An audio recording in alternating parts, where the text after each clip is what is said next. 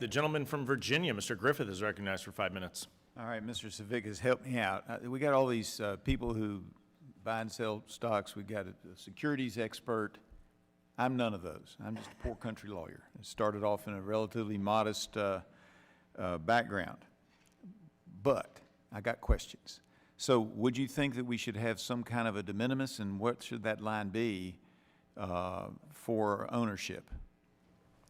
Again, I think because of those ambiguities and parsing through some of those questions, TBA has not taken a stance on whether or not there should be a de minimis. I think, again, sweeping divestiture into diversified mutual funds and ETFs. So here's my problem and why this is important to me.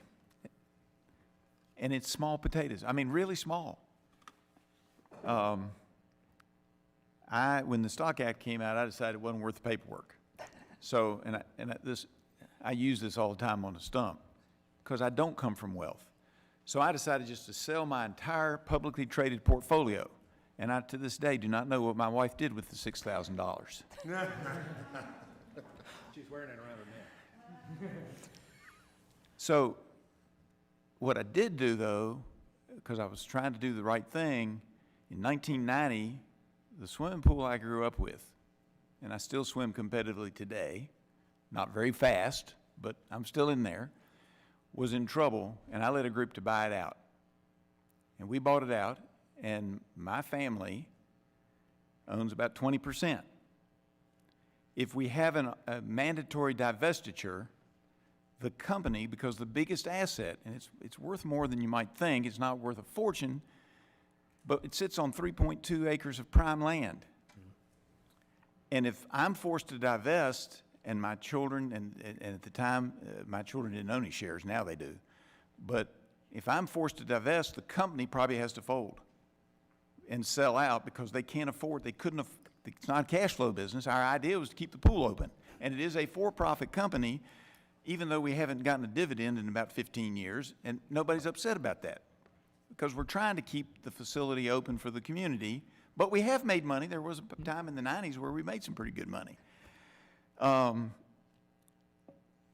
So how do we make sure that we're not throwing out the baby with the bathwater? Because I got to tell you, this place is important to me.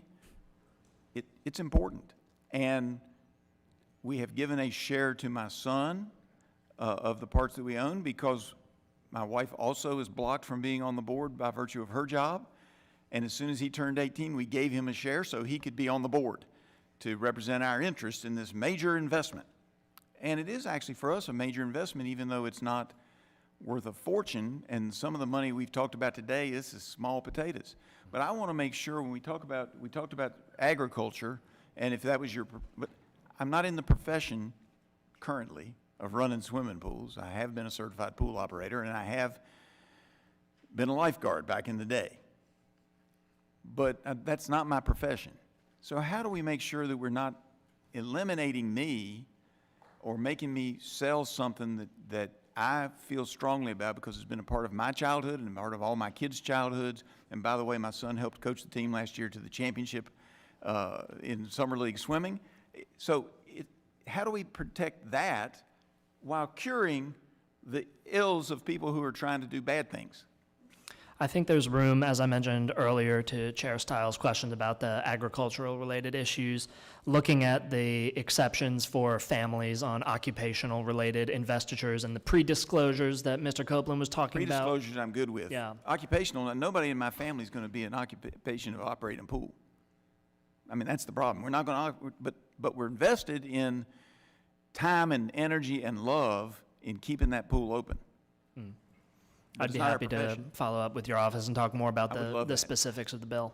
Anything you can get me later, Mr. Strauss and Mr. Copeland, I appreciate your comments. I would say this, when you say that if there's anything that Congress might affect in a business and maybe you ought to consider getting out of that or doing something like that, it affects everything, because I remember before I got to Congress, we had the whole swimming pool drain issue that Congress was affecting. So it affects whatever you're doing, even if it's a small community pool that wants to keep competitive swimming going in our part of town.